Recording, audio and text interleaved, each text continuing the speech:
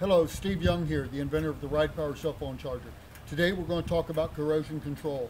This is what I do for corrosion control on my bike and my Ride Power charger and all the electrical connections.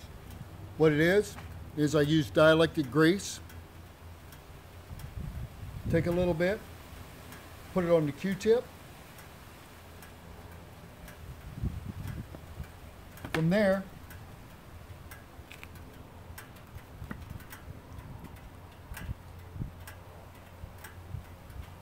put it on the connections.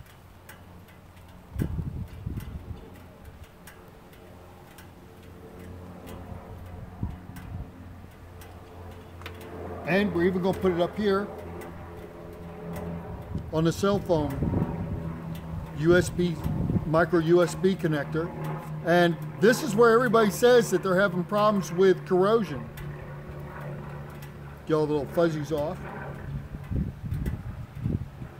We're going to connect that back up, and we're going to plug back into our bike. The Ride Power is now connected to the wiring harness. We're charging our cell phone and doing a little bit of corrosion control.